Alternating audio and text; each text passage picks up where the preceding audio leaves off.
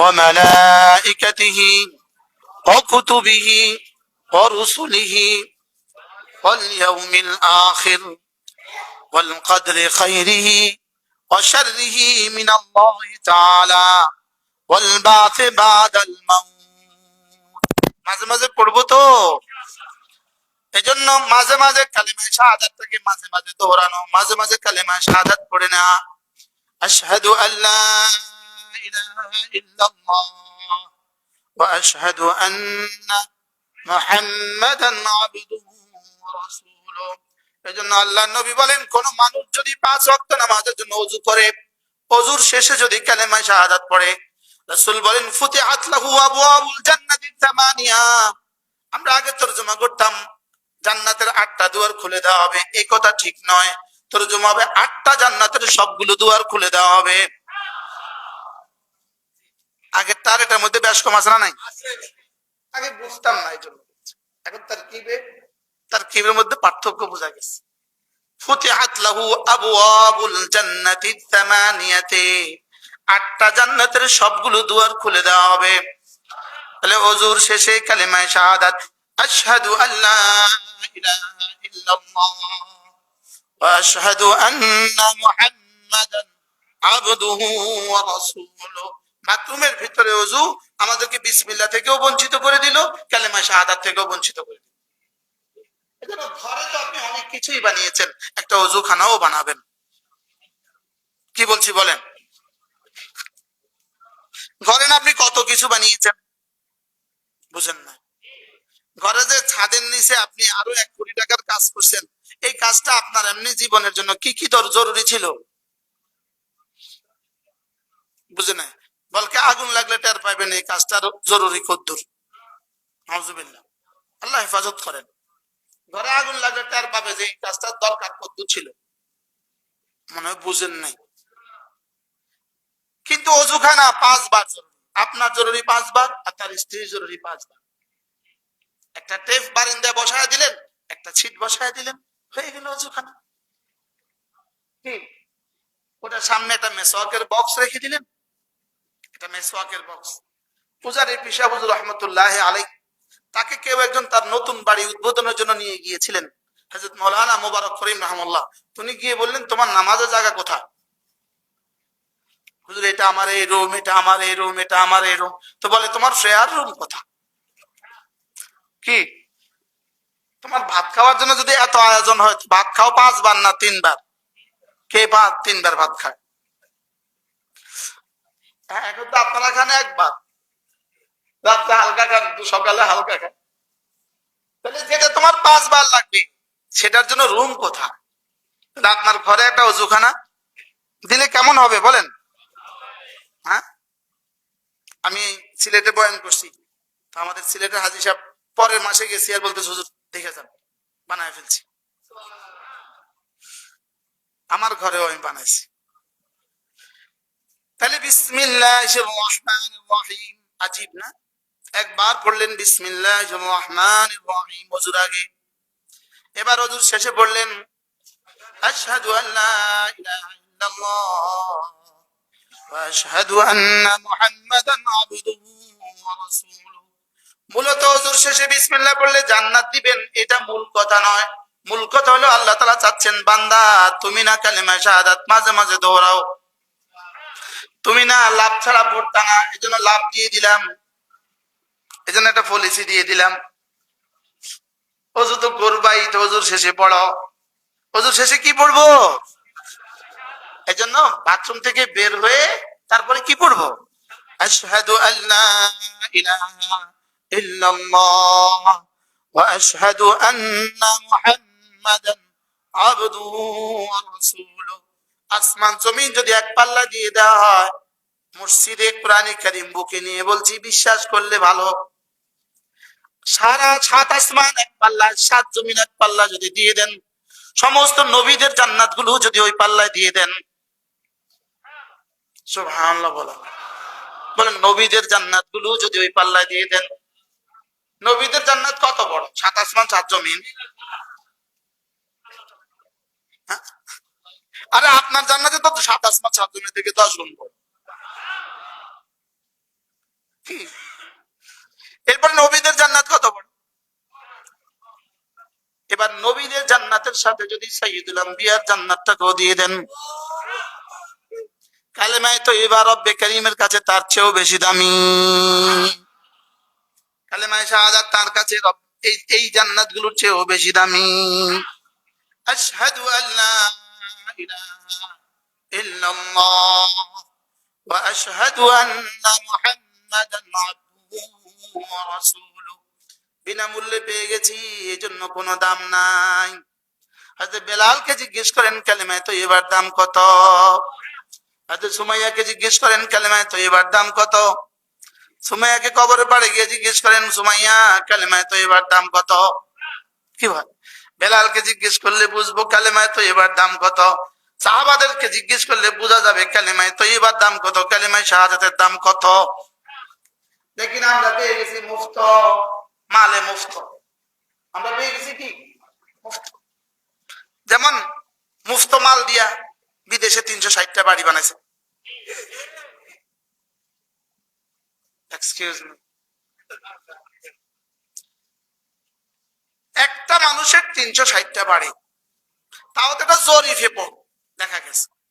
Singapore, Malaysia, Dubai, London, America. America বলতে তো সুন্দর করে বলতে হয়, জানাতেন ভাবে বলতে হয় না। কি বলেন, এতগুলো ওনার বাড়ি। প্রতিটা বাংলাদেশীদের আজকে যে জন্মগ্রহণ করবে ওই বাচ্চার মাথায়ও ঋণ দেখে, প্রতিটা বাঙালি, প্রতিটা বাংলাদেশীর মাথায় ঋণ দেখে, লক্ষ লক্ষ টাকা প্রতিটা মানুষের মাথায় ঋণ দেখে ওনাদের এক একজনের বাড়ি 360টা। ঋণের ডলার নিয়ে আসতো, প্রজেক্টের নামে লোপাট করে ডাকাতি করে বিদেশে বাড়ি আনছে। ঋণ অনুদান না ঋণ? ঋণ কি সুদে না সুদ ছাড়া? সুদের উপরে টাকা নিয়ে ওনার বিবির জন্য 260 জোড়া জুতা। সুদ কার উপরে উঠাই দিছে? 18 কোটি মানুষের উপর উঠাই দিছে। আর ওই টাকায় জুতা কিনছে কার লাগা? কত জোড়া? কেমন কি হয়? এজন্য কোরআনে কারীম দাম বুঝি নাই, কোরআনে কারীমের দাম বুঝি নাই, দাম বুঝি নাই, আমিও বুঝি নাই, আপনিও বুঝেন নাই। দাম বুঝছিল সিদ্দিক আকবর, দাম বুঝছিল, এজন্য দামি হয়ে গেছে। এজন্য আবু বকরকে ফেরেশতারা সালাম দেয়। ফেরেশতা কি দেয়? ইনি আবু বকর সালার চট পরে মসজিদে, সালার চট পরে মসজিদে। জিবরিল এসে গেছে সালার চট পরে, জিবরিল এসে গেছে সালার চট পরে। আল্লাহ রাসূল জিজ্ঞেস করলেন, জিবরিল সালার চট পড়লে কেন? জিবরিল বলেন, ইয়া রাসূলুল্লাহ, আজকে 7 আসমানের সমস্ত ফেরেশতাদেরকে রব্বে কারীম সালার চট পড়ার নির্দেশ দিয়েছে। কেন? ওই যে চেয়ে দেখেন আপনার আবু বকর সালার চট পড়া। আপনার আবু বকরের সৌজন্যে রব্বে কারীম সমস্ত ফেরেশতাদেরকে সালার চট পড়ার নির্দেশ দিয়ে দিছে। ইনি সিদ্দিক আকবর, ইনি সমস্ত নবীদের পরে সমস্ত উম্মতের আগে 1 নাম্বার জান্নাতে যাবে। সমস্ত নবীদের ঈমান, সমস্ত নবীদের উম্মতের ঈমান, সমস্ত নবীদের পরে সমস্ত নবীদের ঈমান, আরে সমস্ত নবীদের পরে সমস্ত উম্মতের ঈমান।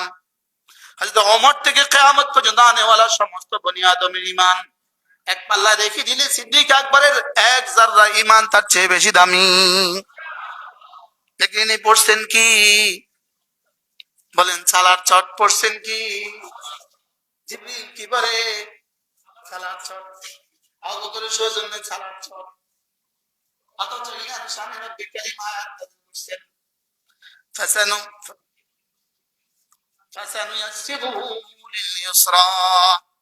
আবু বকরের জন্য আমি জান্নাতের যত নিয়ামত আছে, জান্নাতে যত কাজ আছে, সব আমি সহজ করে দিয়েছি।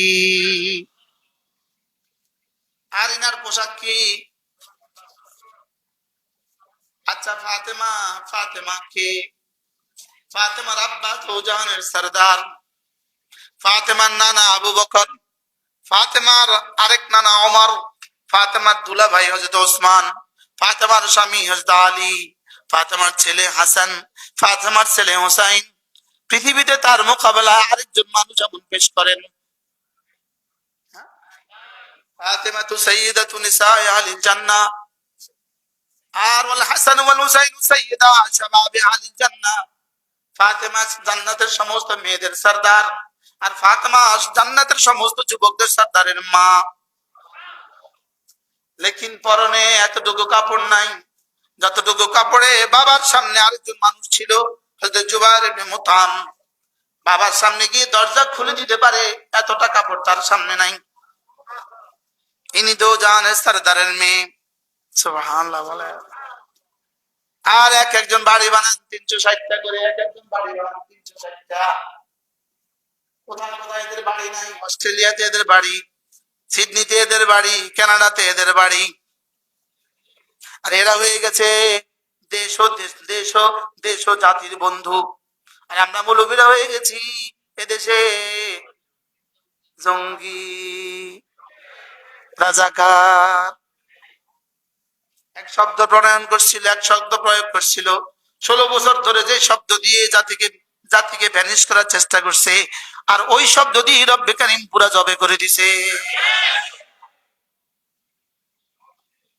কি বুঝতেছেন কিছু? আচ্ছা, রব কত বড়? কি রব এমনি বড়টা কত? যে ছাত্রগুলোকে ধ্বংস করে দেওয়ার জন্য পরীক্ষা পদ্ধতিকে এভাবে ধ্বংস করেছে, শিক্ষা ব্যবস্থাকে এভাবে ধ্বংস করেছে, শুধুই আগামী প্রজন্মকে ধ্বংসের জন্য, যেন এরা জীবনে কোনোদিন এদের মোকাবেলা না দাঁড়ায়। বুঝেন নাই? পৃথিবীতে যত আন্দোলন হয়েছে ছাত্রদের দিয়ে হয়েছে, এই ছাত্রগুলো যেন অকর্মণ্য হয়ে যায়, এরা যেন আর কিছু না পারে, এরা যেন যোগ্য নেতৃত্ব যেন আর জীবনে কখনো এখানে তৈরি না হয়। এই জন্যই এত পরিকল্পনা, এই জন্যই পরীক্ষা পদ্ধতি বাদ, এই জন্যই সিলেবাস বাদ, এই জন্যই এত বন্ধ, এত ছুটি। ও আকাশে মেঘ ধরছে, যাও স্কুল ছুটি। আরে বাস্তব না বাস্তব? আগামী বৃহস্পতিবারে মিটিং আছে, যাও শনিবার থেকে স্কুল ছুটি। স্যার কোন নাম? এমনকি হয়েছে কিনা? ও বিদ্যুতের সমস্যা, স্কুল বন্ধ। এই স্কুলে 800 ছাত্র পড়ে, 800 ছাত্র, ক্লাস 8 পর্যন্ত 8টা ক্লাস আছে, প্রতি ক্লাসে 100 করে ছাত্র আছে, প্রতি ক্লাসে 2টা করে ফ্যান আছে। তো চলে কয়টা? 9টা থেকে 1টা। 9টা থেকে কয়টা? 8টা থেকে 1টা, 9টা থেকে 1টা, আচ্ছা 10টা থেকে 2টা, আচ্ছা 10টা থেকে 4টা। 800 ছাত্র ফ্যান ইউজ করতেছে 16টা। কয়টা? কয় ঘন্টা? 6 ঘন্টা 16টা ফ্যান ইউজ করতেছে। আর বিদ্যুৎ সাশ্রয়ের জন্য আমরা স্কুল কলেজগুলোকে বন্ধ ঘোষণা করলাম। এই 800 ছাত্র যখন বাড়ি যাবে, এবার ফ্যান ইউজ হবে 8টা। বুঝে বলেন? এবার ফ্যান ইউজ হবে কয়টা? 800টা। স্কুলে ইউজ হয়েছে কয়টা? 8টা ইউজ হইলে যে পরিমাণ বিদ্যুৎ ব্যবহার হয়, 800 ইউজ হলে যে পরিমাণ বিদ্যুৎ সাশ্রয় হয়, এটা ছিল আমাদের শিক্ষা ব্যবস্থা। এখানে 8টা ব্যবহার হয়, ওখানে 800 ইউজ হয়, 800 ইউজ হলে সাশ্রয় হয়। চলছিল কিনা এভাবে বলেন না? উদ্দেশ্য ছিল একটা, প্রজন্মকে ধ্বংস করা। যেই কোনো প্ল্যানের উদ্দেশ্য ছিল একটা, প্রজন্ম ধ্বংস করা, শুধু প্রজন্ম ধ্বংস করা। এই 5 ঘন্টা কিসের পরীক্ষা?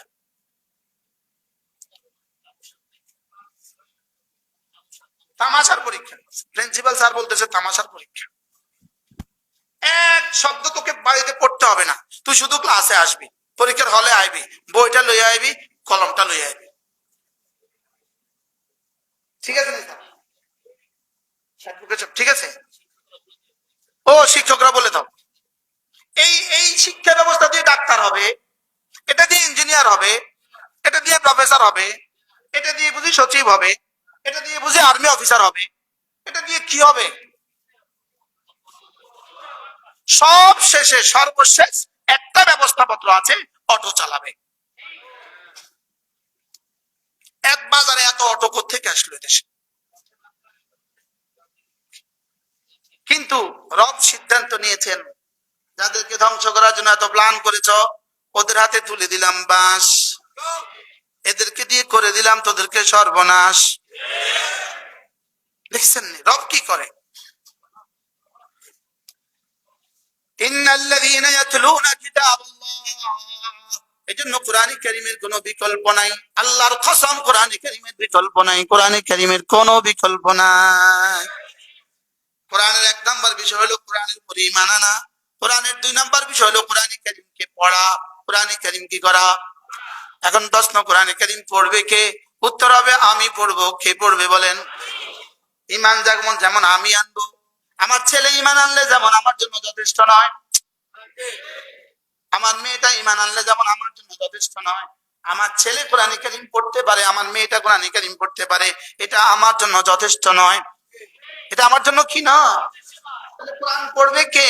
আমি। কোরআন কে পড়বে? এই জন্যই আমরা বয়স্কদের জন্য কোরআন শেখার ব্যবস্থা করার চেষ্টা করছি। কি পরিমাণ ব্যাপক থেকে ব্যাপকতর হওয়া উচিত, এটা কি পরিমাণ ব্যাপক হওয়া উচিত, এবং বয়স্ক মানুষগুলোকে কি পরিমাণ লুপে নেওয়া উচিত ছিল এই প্রকল্পকে। যে বলেন কোরআন আমার, কোরআন কার? গত জুমায় এখান থেকে আমরা ওই পাশের মসজিদে গিয়েছিলাম, বাইতুল কুদ্দুস জামে মসজিদ, এই পাশের মসজিদ। এখানে এক আজীব কথা আল্লাহ তাআলা বলা হয়েছে আমাকে। তো আল্লাহ তাআলা দেখেন, যেমন আমরা বলি সে পড়বে, তুমি পড়বা, আমি পড়বো, সে তুমি আমি, সে তুমি, হি দে ইউ ইউ আই উই। তাহলে হি, ইউ, আই, সে তুমি আমি। আমি যদি বলি কোরআন সে পড়বে, তো রব্বে কারীম বলেন হ্যাঁ কোরআন সে পড়বে, ইয়াতলু আলাইহিম আয়াতি, সে পড়বে। এবার আমি বললাম কোরআন তুমি পড়ো, তো রব বলেন উতলু মা উহিয়া ইলাইকা মিনাল কিতাব, কোরআন তুমি পড়ো। এবার আমি বললাম কোরআন আমি পড়বো, তো রব বলেন ওয়া উমিরতু আন আতলু আল কুরআন, আমি আদিষ্ট হয়েছি যেন কোরআন আমি পড়ি। এবার তাহলে কে কে পড়বে বলেন? সের মধ্যে যারা আছে, তুমির মধ্যে যারা আছো, আমির মধ্যে যারা আছি, এখানে কে কে আছেন?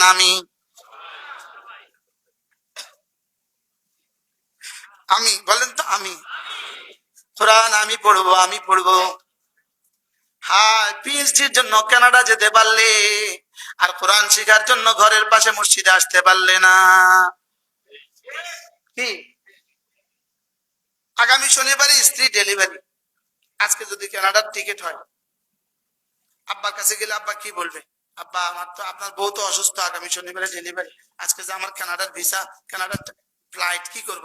আব্বা যাও, আমি দেখবো, আল্লাহ আছে। কি সুন্দর করে উপদেশ দিবে। এবার মাকে গিয়ে যদি বলে, মা কি বলবে? যাও, আল্লাহ আছে। ভাইয়ারা কয় ভাইয়া আছি, তুই যা, আল্লাহ ভরসা। সবাই এখন বলবে আল্লাহ ভরসা। এবার আজকে গিয়ে ঘরে গিয়ে বলেন না আমি কালকে তবলিগে যাব, আমার বিবি ডেলিভারি 6 মাস পরে, তোর মাথা খারাপ? বউঘরে অসুস্থ, তুই তবলিগে যাবি? এখন ডেলিভারি কয় মাস পরে? এখন হয়ে গেছে মাথা খারাপ। আধা ঘন্টা বের করেন সময়, আধা ঘন্টা, আধা ঘন্টা ডেলি 10 মিনিট করে ডেলি বের করেন, যে আমি আল্লাহর কালামের জন্য 10টা মিনিট বের করি। কালকে আমরা যে মসজিদে বয়ান ছিল মোহাম্মদপুর আদাবর, ওদের 3 তলায় সুন্দর সুন্দর ডেস্ক বানিয়েছে, পেছনে সুন্দর বাথরুম, সুন্দর ওজুখানা বানিয়েছে, 30-40টা ডেস্ক আছে। আমি কি এখানে কি আমরা কমিটির যারা আছি সবাই কোরআন শরীফ শিখি, যেটা শরম না লাগে লেগে 3 তলা উঠাই দিচ্ছে। এত সুন্দর আয়োজন করছে। প্রতিটা মানুষকে কোরআনে কারীম শেখা উচিত, শুধু উচিত না, ফরজ। কি জবাব হবে? জীবনে এত কিছু পারলে তুমি, আমার কোরআন কেন পারলে না?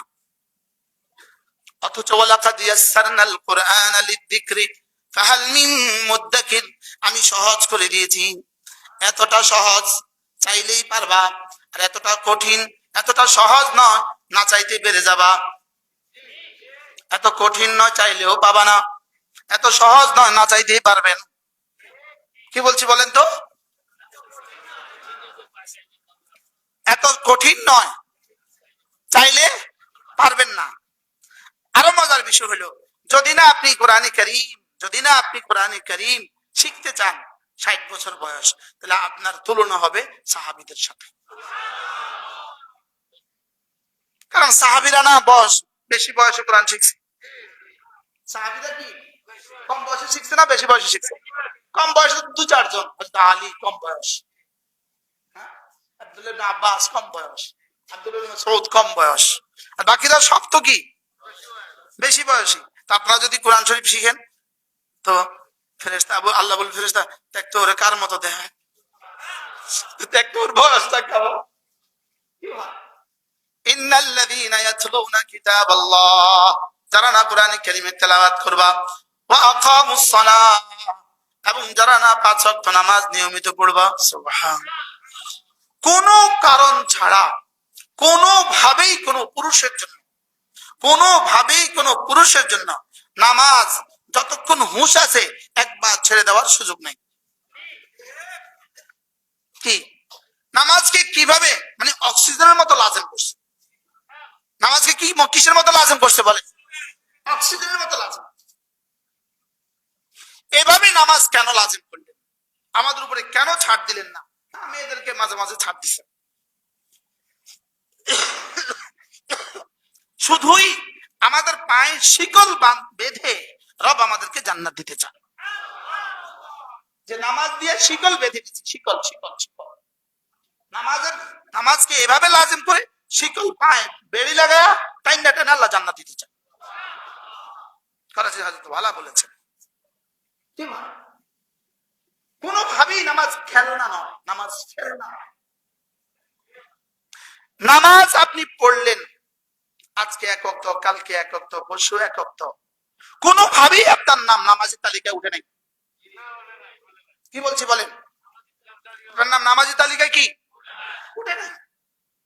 শুধু জুমা দিয়ে নামাজের তালিকা আপনার নাম প্রশ্নই আসে না, প্রশ্নই আসে না। শুধু মাগরিব দিয়ে আপনার নামাজের তালিকায় আপনার নাম প্রশ্নই আসে না। এই জন্য নামাজের বেলায় রব্বে কারীমের 4টা সিদ্ধান্ত। 1 নাম্বার আল্লাযীনা ইউকিমুনাস সালাহ, 2 নাম্বার قد أفلح المؤمنون الذين هم في صلاتهم خاشعون، 3 নাম্বার والذين هم على صلواتهم يحافظون، 4 নাম্বার والذين هم على صلواتهم دائمون। কত সিদ্ধান্ত নামাজের বেলায়? 4টা। 1 নাম্বার, এরা না নামাজ কায়েম করে, এরা না কি করে? আর কায়েম করার অর্থ হলো আহকাম আরকান, যত কিছু আছে ফরজ গুলো, ওয়াজিব গুলো, সুন্নত গুলো, মুস্তাহাব গুলো সব ঠিক ঠিক মতো পড়ে, সব কি ঠিক ঠিক মতো আদায় করে, এটার নাম হলো ইকামতুস সালাহ।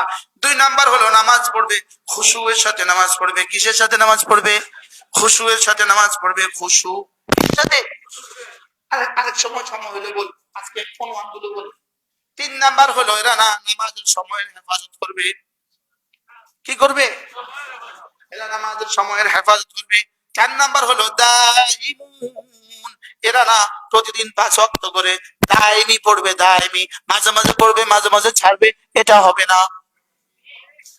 কয়টা সিদ্ধান্ত পাইছি নামাজের বেলা? 4টা। কয়টা? 4টা। এই 4টার একটা যদি নাই, কি ইকামত আছে খুশু নাই, খুশু আছে হেফাজত নাই, হেফাজত আছে দাওয়াম নাই, হবে না। কয়টা লাগবে? কি কি? 1 নাম্বার ইকামত, আপনি শিখতে হবে নামাজ কিভাবে পড়তে হয়, আপনি রুকু আর সিজদা শিখতে হবে, আপনি কোরআন শিখতে হবে, তাশাহুদ দুরূদ শরীফ দোয়া মাসুরা শিখতে হবে। শিখা ছাড়া ইকামত কেমনে করবেন? 1 নাম্বার। 2 নাম্বার হলো নামাজের সময় আপনার দিল কেমন থাকবে, খুশুয়ের সাথে নামাজ পড়তে হবে। 3 নাম্বার সময় দেখে দেখে। কি দেখে দেখে? হ্যাঁ, জোহরের নামাজ 4টা বাজে পড়লেন, হ্যাঁ, ও অফিসে মিটিং চলে, আচ্ছা নামাজ পড়ে, নামাজ পড়ে না মিটিং পড়ে? এদেশে এমন অফিস আছে কিনা যেদেশে কি আপনি শুনে আশ্চর্য হবেন, কালকের আগের দিন ফরিদপুর রাজবাড়ী একটা কামেল মাদ্রাসায় জোহরের নামাজ পড়ছি আমি, ছাত্র নেই, শিক্ষক নেই। তো যাক, পরে তারা তাদের আমার সৌজন্যে মনে হয় অফিসে নিছে, বসাইছে, একটু চাটা দিছে। তাই বললাম আপনারা নামাজে গেলেন না? বলে আমাদের 8টা ঘন্টা, আমরা নামাজের শিডিউল বের করতে পারি না।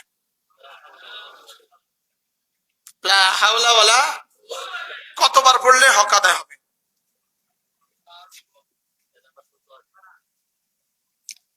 মনে হয় আমার জীবনে এত বড় গজবের কথা আমি কালকে শুনছি। আমি হয়রান হয়ে গেলাম। এক্সকিউজ মি, এর বাইরে হাজারো মাদ্রাসা আছে, এটা কি করে সম্ভব? এটা কি করে সম্ভব? বলতেছে ঘন্টার শিডিউলের কারণে নামাজের কি করতে পারে না, নামাজের শিডিউল বের করতে পারে না। আমি কি মেয়েরা কি করে? মেয়েদের জন্য ব্যবস্থা আছে। আমি কি মেয়েদের জন্য ব্যবস্থা আছে? না, মেয়েদের জন্য ব্যবস্থা নাই।